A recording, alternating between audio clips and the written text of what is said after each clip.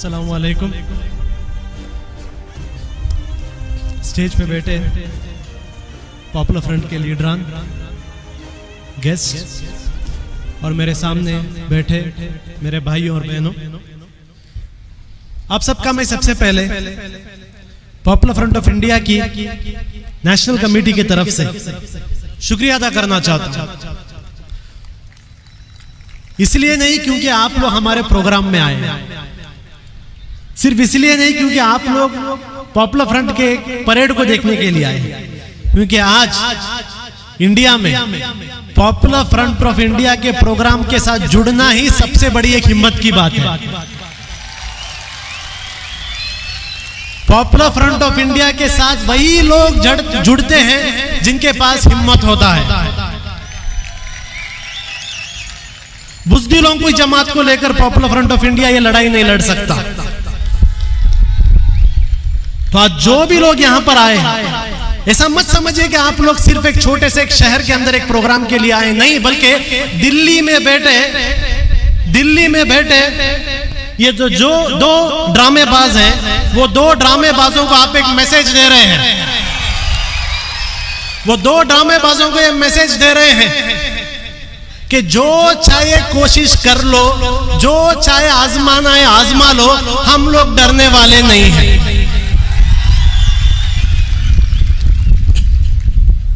एक जमाना था हमें पूरे इंडिया में जाकर पॉपुलर फ्रंट की तारुफ करनी पड़ती थी, इंट्रोडक्शन देना पड़ता था। हमेशा हम जाते थे, लोग पूछते थे क्या है पॉपुलर फ्रंट, कौन है पॉपुलर फ्रंट, कहां से है पॉपुलर फ्रंट। हमारे पास ना तो इतने पैसे थे, ना तो इतने मीन्स थे कि गली गली जाकर लोगों से कहते पॉपुलर फ्रंट क्या है। हम लोग हर जगह मीडिया से रिक्वेस्ट करते थे हमारा प्रेस रिलीज पब्लिश करो। हम मीडिया वाले से कहते थे हमारा फोटो पब्लिश करो। हम मीडिया वाले से कहते हैं आओ हमारा प्रोग्राम कवरेज करो। लेकिन एक जमाना था जब कोई नहीं आता था, लेकिन आज पूरे इंडिया के गांव-गांव में बच्चे को पता है पॉपुलर फ्रंट क्या है। और आज यहां पर भी बहुत सारे लोग आए हैं, वही गोदी मीडिया के लोग, अलग अलग लोग आए यहां पर। वो कोई पॉपुलर फ्रंट की पॉजिटिव पब्लिसिटी के लिए नहीं आए। आज पॉपुलर फ्रंट के प्रोग्राम में वो कुछ ऐसे बात सुनने के लिए आए जिसको लेकर कल हेडलाइंस होगा। और उनसे मैं वादा करता हूं इंशाअल्लाह आज मेरे स्पीच में आपको जरूर ऐसे पॉइंट्स दूंगा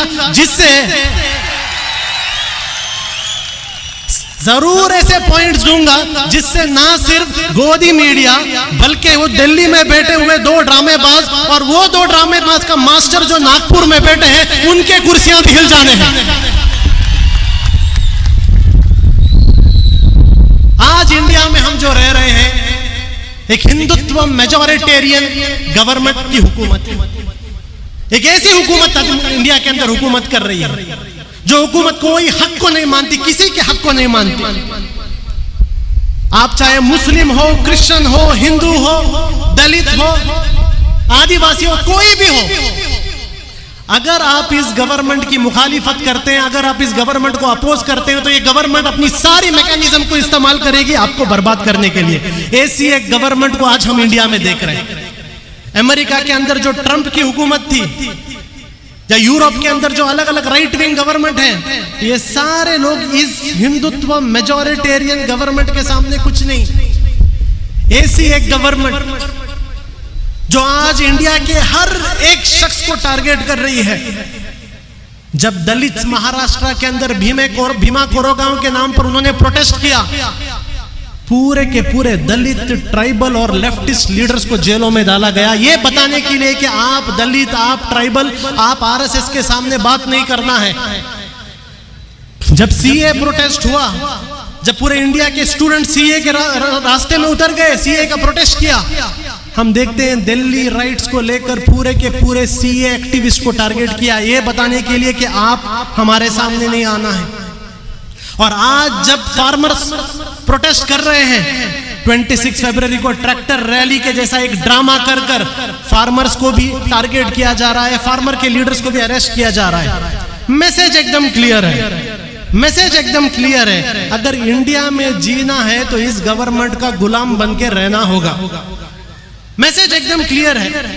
ये गवर्नमेंट अभी कोई भी सबका साथ सबका विकास वो पूरा चला गया है, वो सब चला गया। अब एक सिंगल एजेंडा ये गवर्नमेंट आप लोगों को दे रही है, और जो लोग आज मेरी ये बात सुन रहे हैं उन सबको ये गवर्नमेंट, इंडिया की गवर्नमेंट एक सिंगल एजेंडा दे रही है। वो सिंगल एजेंडा ये है, क्या आप आरएसएस से डरते हो या नहीं?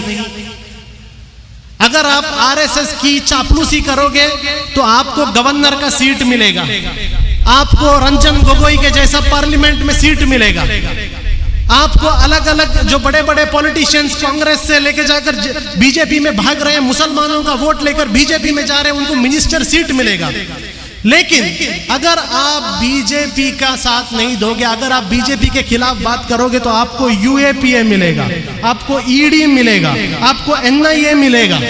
मैं अभी आपसे पूछता हूं, यहां बैठे हुए लोगों से पूछता हूं, जब ये आरएसएस के लोग आपको ये वार्निंग दे रहे हैं, जब ये बीजेपी गवर्नमेंट आपको वार्निंग दे रही है कि क्या आप सरेंडर करेंगे, तो आपका जवाब क्या है? सरेंडर करेंगे?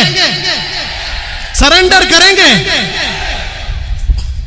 देखिए, एक बात वो भूल चुकी है, इंडिया में आज भी मुस्लिम कम्युनिटी जिंदा है, आज भी मुस्लिम कम्युनिटी जिंदा है।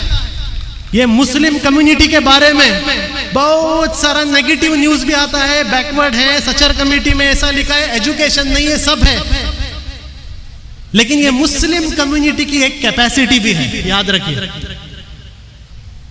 ये मुस्लिम कम्युनिटी की एक कैपेसिटी भी है, जो अल्लामा इकबाल ने कहा है, तौहीद की अमानत सीनों में है हमारे, आसान नहीं मिटाना नामो निशा हमारा।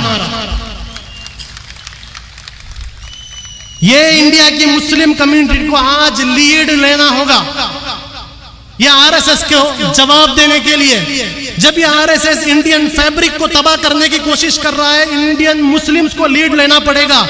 और आज पॉपुलर फ्रंट ऑफ इंडिया वो लीड ले रहा है, इसलिए हम लोग देख रहे हैं हर दिन पॉपुलर फ्रंट को टारगेट किया जा रहा है। दिल्ली के अंदर सीए प्रोटेस्ट हुए, टारगेट पॉपुलर फ्रंट को बनाया गया। दिल्ली में दंगे कर कर मुसलमानों की जान ली गई, लेकिन केस पॉपुलर फ्रंट पर डाला गया, ईडी पॉपुलर फ्रंट के पीछे आई। अभी हम देखते हैं हाल ही में कल यूपी के अंदर पॉपुलर फ्रंट ऑफ इंडिया के 2 मेंबर्स को, पॉपुलर फ्रंट ऑफ इंडिया के 2 मेंबर्स, आपके जैसे ये 2 कैडेट्स, ये 2 कैडर्स को कल यूपी पुलिस ने अरेस्ट किया। 11 तारीख को अरेस्ट किया, 16 तारीख तक उन्हें मीडिया के सामने प्रेजेंट नहीं किया। और कल जब हमने केरला में पुलिस कंप्लेंट फाइल किया, तब शाम को लेके आकर वहां पर एक प्रेस कॉन्फ्रेंस करते हैं, और प्रेस कॉन्फ्रेंस में बताया जाता है कि ये लोग ब्लास्ट करने आए थे, ये लोग टेररिस्ट अटैक करने आए थे, ये लोग एक्सप्लोजिव लेके घूम रहे थे। यानी 11 तारीख को अरेस्ट करने के बाद 16 तारीख आपको पता चला कि ये लोग टेरर अटैक करने आए थे। इसका मतलब क्या है? याद रखिए, पॉपुलर फ्रंट ऑफ इंडिया को हर दिन टारगेट किया जाएगा। मैं यहाँ बैठे हुए हर एक आदमी से कहता हूं, अगर कोई सोच रहा है कि पॉपुलर फ्रंट को टारगेट बंद हो जाएगा, गलतफहमी है। एवरी डे, हर दिन पॉपुलर फ्रंट पर एक नया इल्जाम लगाया जाएगा, पॉपुलर फ्रंट को नया टारगेट किया जाएगा। पॉपुलर फ्रंट के मेंबर्स से भी मैं यहां पर कहना चाहता हूं, रेडी हो जाओ, यूएपीए आने वाला है, ईडी केसेस आप पर पड़ने वाले हैं, एनआईए आपके पीछे आने वाला है, नेशनल सिक्योरिटी एक्ट आप पर लगाने वाले हैं, सेडिशन केस आप पर लगाने वाले हैं, ये सारे चीज आने वाले हैं। इस सब के लिए रेडी रहने का एक वक्त आ गया है, ये सब चीज आएगा।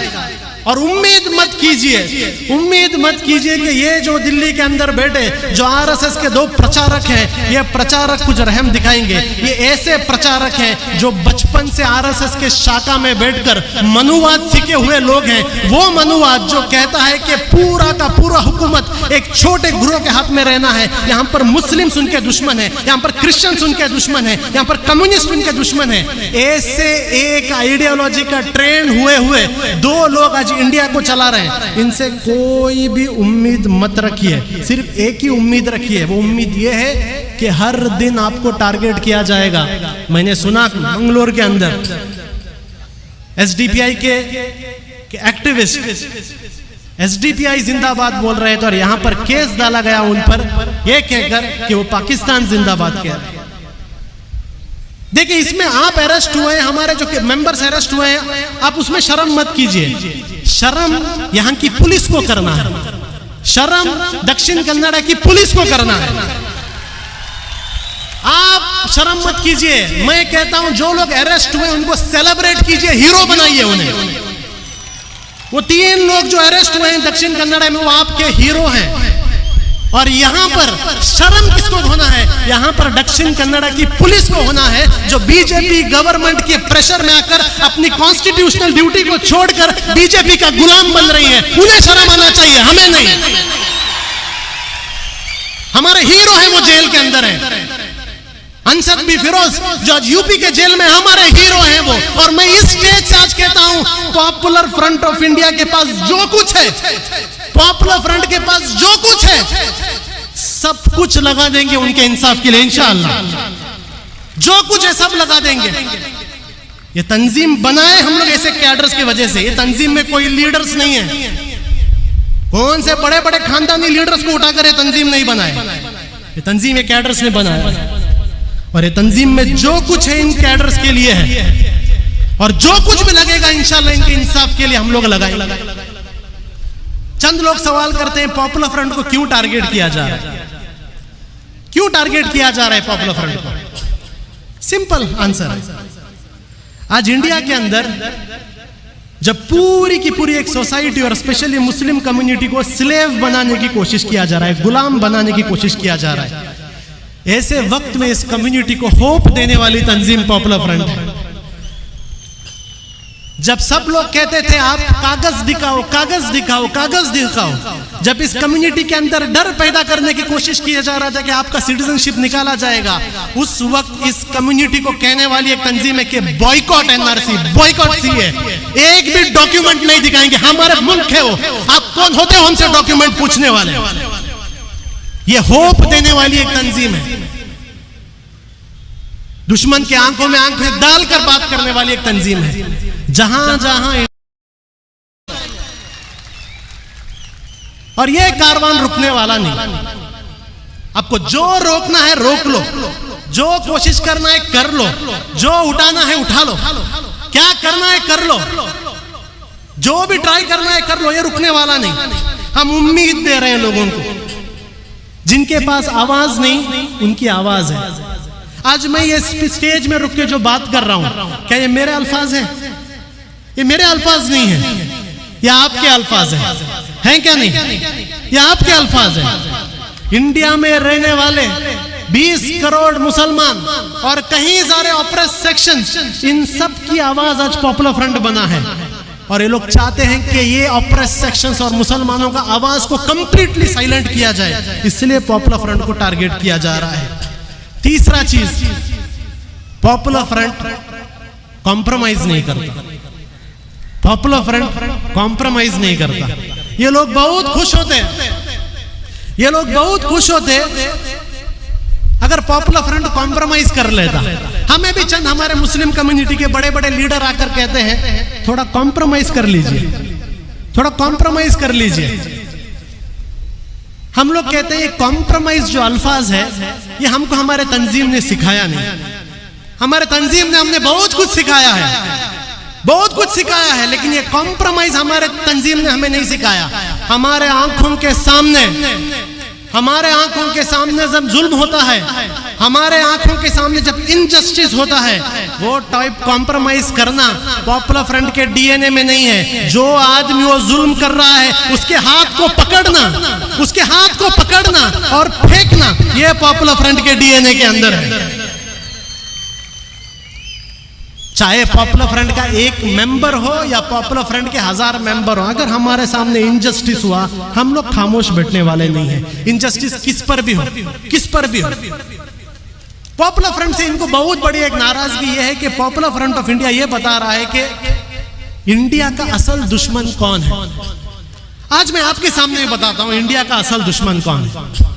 इंडिया का असल दुश्मन बिना किसी डाउट के आरएसएस है, बिना किसी डाउट के इंडिया में अगर कोई कैंसर है, कोविड आया चला गया, पोलियो आया चला गया, इसके लिए वैक्सीन भी आ जाता है। लेकिन आरएसएस ऐसा एक वायरस है जिसके लिए अभी तक कोई वैक्सीन नहीं आया। इंशाअल्लाह वो वैक्सीन पॉपुलर फ्रंट लेके आएगा, जरूर वो वैक्सीन हम लोग लेके आएंगे, हर जगह देंगे हम आरएसएस को वैक्सीन, क्योंकि हमें पता है आरएसएस कौन है। हम जानते हैं इंडिया के अंदर हिंदू मुस्लिम प्रॉब्लम नहीं है। क्लियर कर देता हूं, हिंदू मुस्लिम नाम का प्रॉब्लम है ही नहीं इंडिया के अंदर। ये जो मीडिया में आपको बताया जाता है हिंदू मुस्लिम, जब भी आपके सामने कोई कहे हिंदू मुस्लिम, आप कह दो यहां पर हिंदू मुस्लिम प्रॉब्लम नहीं, यहां पर सिर्फ एक प्रॉब्लम है, आरएसएस वर्सेस मुस्लिम। इधर आरएसएस वर्सेस मुस्लिम। और इसलिए मैं आज स्टेज से पूरे इंडिया के आवाम से कहता हूं, आरएसएस को पहचानिए, जानिए आपके डिस्ट्रिक्ट का आरएसएस लीडर कौन है, जानिए अपने डिस्ट्रिक्ट का आरएसएस का भौतिक प्रमुख कौन है, जानिए अपने डिस्ट्रिक्ट का आरएसएस का शारीरिक प्रमुख कौन है, जानिए उनको, पहचानिए उनको कौन है। क्योंकि ये लोग आपके असल दुश्मन हैं। जो आपके साथ रहने वाले जो हमारे हिंदू भाई हैं, वो लोग हमारे दुश्मन नहीं, हमारे दुश्मन आरएसएस है। तो आरएसएस को पहचानिए। इंडिया में रहने वाले हर एक दलित, हर एक ट्राइबल, हर एक मुसलमान, हर एक बैकवर्ड की एक जिम्मेदारी है, उसको आरएसएस को पहचानना है। और मैं आपसे चैलेंज में कहता हूं, मैं आपसे चैलेंज में कहता हूं कि जिस दिन आप आरएसएस को पहचानना शुरू करेंगे, ये जब भागेंगे इस तरीके से भागेंगे कि इन्हें याद भी नहीं रहेगा कि इनका यूनिफॉर्म चड्डी से पैंट हो गया है, इन्हें याद भी नहीं रहेगा।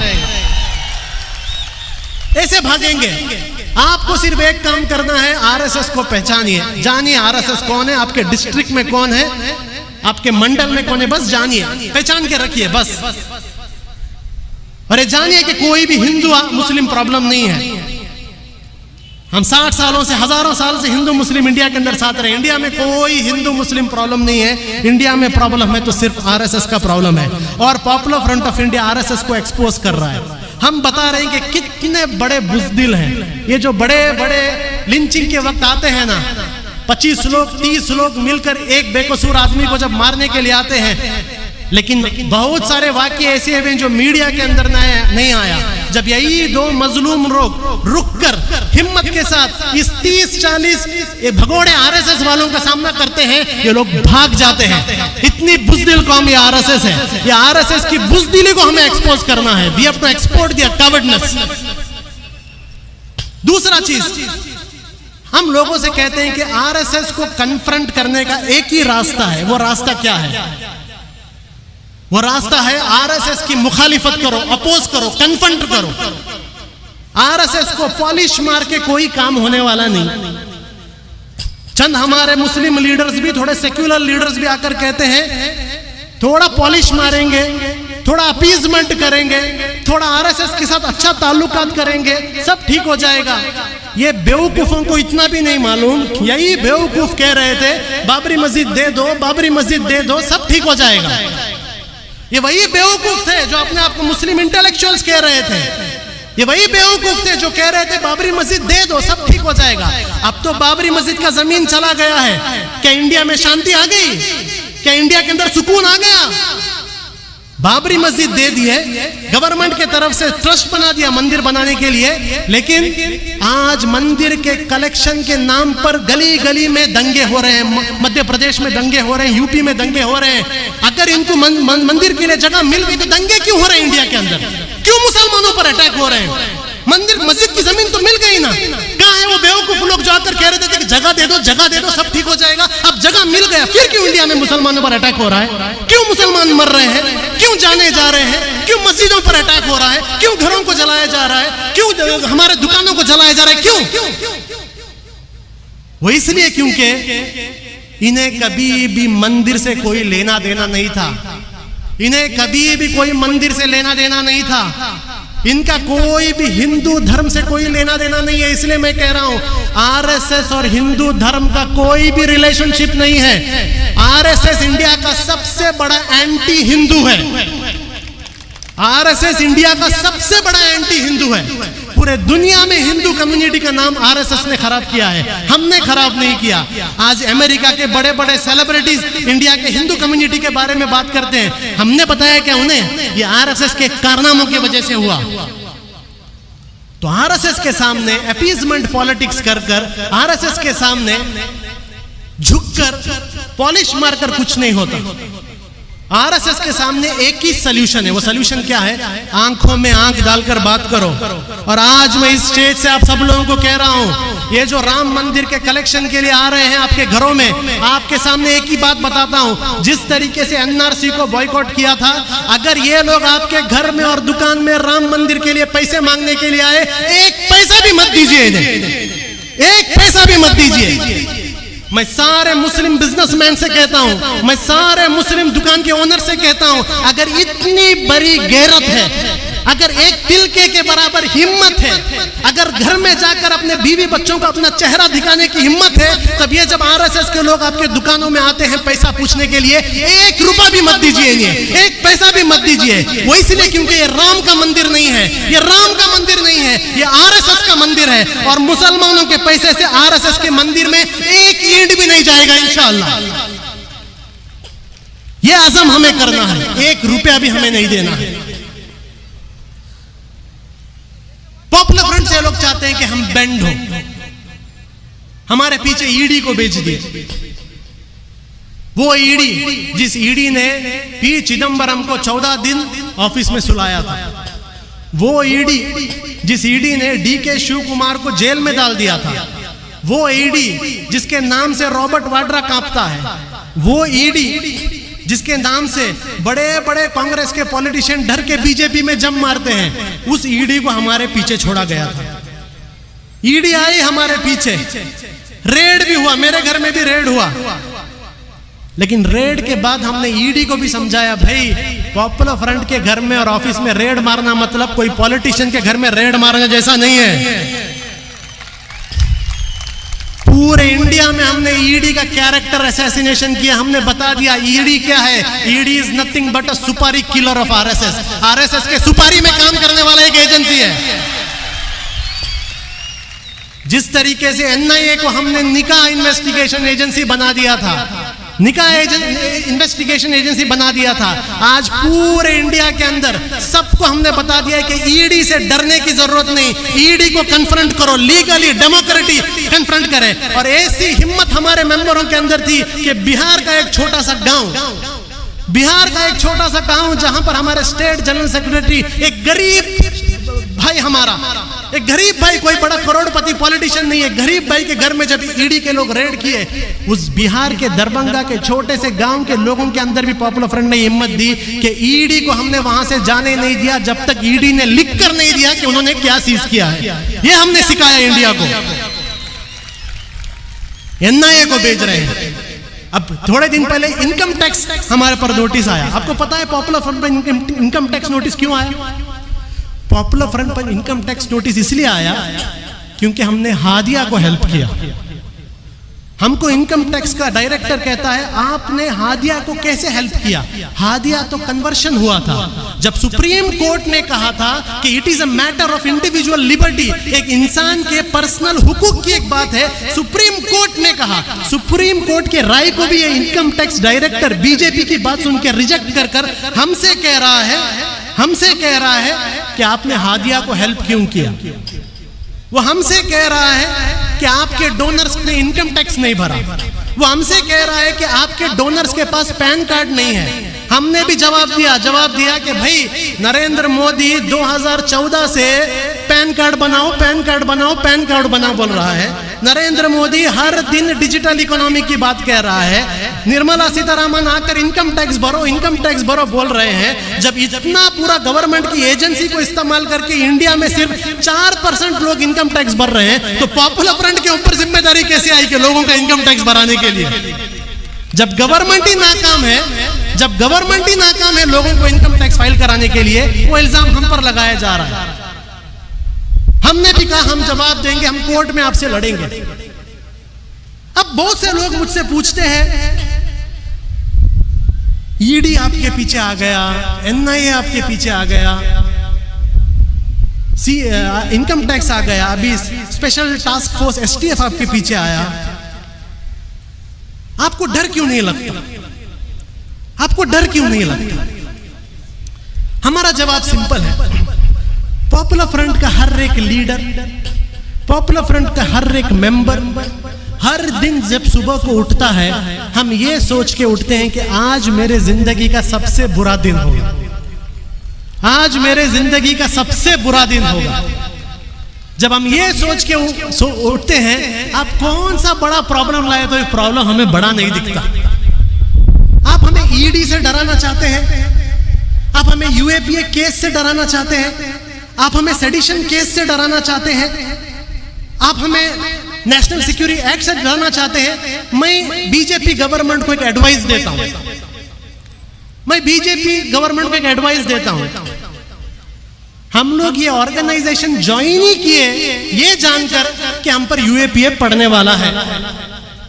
हम लोग ये ऑर्गेनाइजेशन में आए ये जानकर कि हम पर सेडिशन होने वाला है। हम लोग इस ऑर्गेनाइजेशन पे आए, हमें 100% मालूम था हमारे ऊपर ED NIA आए। तो भाई जो चीज हमें पहले से ही पता है उस चीज को लेकर आप हमें डरा नहीं सकते। कुछ नया ट्राई करो, कुछ नया ट्राई करो। आपने अपने चड्डीधारी लोगों से लाठी से ट्राई किया, उससे नहीं डरे। लाठी के बाद आपने पुलिस से ट्राई किया, उससे नहीं डरे। उसके बाद NIA को नहीं लाए, उससे नहीं डरे। ED आ गया, उससे नहीं डरे। मैं आपसे कहता हूं थोड़ा क्रिएटिव बनो, थोड़ा क्रिएटिव बनो। ये चीज जिन चीज से आप हमें डराना चाहते हो ना, हम इस चीज की तलब रखते हैं, हम चाहते हैं हमारे साथ ये हो। पॉपुलर फ्रंट के काम का कोई सर्टिफिकेट नहीं है। पॉपुलर फ्रंट का काम का एक ही सर्टिफिकेट है, जब तक RSS और BJP हमारी मुखालिफत करते रहेगा तब तक हमें सर्टिफिकेट है हम अच्छा काम कर रहे हैं। जिस दिन BJP RSS हमारी तारीफ करेगा उस दिन हमें लगा कि हम बुरा काम करेंगे। तो इन चीजों से हम नहीं डरते। अब मैं लोगों से एक बात कह के मेरी बात कहता हूं, आवाम से एक मैं बात कहता हूं। पॉपुलर फ्रंट कभी भी पीछे हटने वाला नहीं है, कभी भी पीछे हटने वाला नहीं। ये कितने भी हम पर जुल्म आए, अगर कोई एक्सपेक्ट करता है हम लोग पीछे हटे, हम लोग पीछे नहीं हटेंगे। वो इसलिए क्योंकि इस्लामिक हिस्ट्री में जब हम लोग छोटे छोटे मदरसे में होते हैं, हमें एक स्टोरी सिखाया जाता है। इंडिया के सारे और दुनिया के सारे मुसलमानों को एक स्टोरी सिखाया जाता है। हमारे मदरसों में, हमारे घर में एक छोटा स्टोरी सुनाया जाता है। वो स्टोरी ये है कि बिलाल हबशी नाम के एक बहुत बड़े सहाबा थे। उनको जब टॉर्चर हो रहा था और उनको टॉर्चर में ये कहा जा रहा था कि सरेंडर करो, सरेंडर करो, सरेंडर करो, बिलाल को इस तरीके से टॉर्चर किया था कि आज तक किसी ने वैसा टॉर्चर नहीं देखा। वैसा टॉर्चर करने के वक्त जब बिलाल को सरेंडर करने के लिए कहा गया, उमैया ने कहा, बिलाल अगर तू सरेंडर नहीं करेगा तो मैं तुझे ऐसा टॉर्चर दूंगा, ऐसा टॉर्चर दूंगा जो टॉर्चर आज तक अरबों ने सोचा नहीं था, आज तक अरबों ने देखा नहीं था और आज तक अरबों ने सुना नहीं था। तब बिलाल का जवाब था, उमैया तू जो टॉर्चर करना है कर, मैं भी तुझे ऐसा सबर और ऐसा इस्तकामत दिखाऊंगा जो इस्तकामत आज तक अरबों ने सुना नहीं होगा, देखा नहीं होगा और सोचा नहीं होगा। हम लोग ये बिलाल के वाकिया सुनकर बड़े हुए लोग हैं। आप हमें ED से डराओगे, आप हमें NIA से डराओगे, आप हमें UAPA से डराओगे, ये सब चलने वाला नहीं है। अगर आप चाहते हैं पॉपुलर फ्रंट की हिम्मत तोड़ने के लिए, अगर आप चाहते हैं पॉपुलर फ्रंट पर केसेस डाल के डराने के लिए, तो मैं आज पॉपुलर फ्रंट की तरफ से आपको कहता हूं कि हम भी पॉपुलर फ्रंट का हर एक मेंबर ऐसा आपको स्ट्रगल दिखाएंगे जो स्ट्रगल आज तक RSS ने कभी सुना नहीं होगा, कभी देखा नहीं होगा और कभी सोचा नहीं होगा।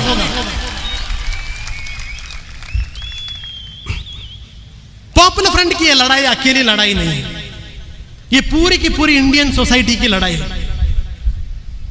इसमें मैं आज इंडिया के सारे आवाम से कहता हूं कि देखिए, पॉपुलर फ्रंट को हर साल आप लोग रमजान में फंड देते हैं। हमसे NIA ED पूछता भी है पैसा कहां से आता है, 100 करोड़ कहां से आया, 100 करोड़ कहां से? भाई क्या 100 करोड़?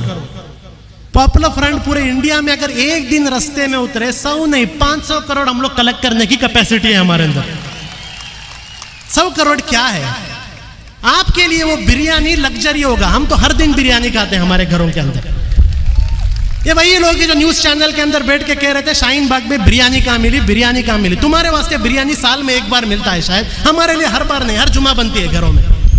आप लोग हमसे बोलो कि 100 करोड़ कहां से आया, कौन सी बड़ी चीज है? 20 करोड़ इंडियन मुसलमान हैं, 20 करोड़, और कितने सारे क्रिश्चियंस, कितने सारे दलित, कितने सारे सिख, हर कोई देता है पॉपुलर फ्रंट को। एक दिन में 100 करोड़ हम लोग जमा सकते हैं। लेकिन मैं आज लोगों से कहता हूं कि आपका सपोर्ट सिर्फ फंडिंग तक काफी नहीं है। चंद लोग सिर्फ फंडिंग करते हैं, सिर्फ फंडिंग कर कर काफी नहीं है। आज के बाद आपका सपोर्ट फंडिंग से एक स्टेप आगे भी चाहिए। जो काम, जो कैंपेन्स पॉपुलर फ्रंट करता है, हम चाहते हैं कि आप लोग भी हमारे साथ कंधे से कंधा मिलाकर हमारे सारे कैंपेन्स में, हमारी सारी लड़ाई में हमारा साथ दें। यह होगा आपकी जिम्मेदारी।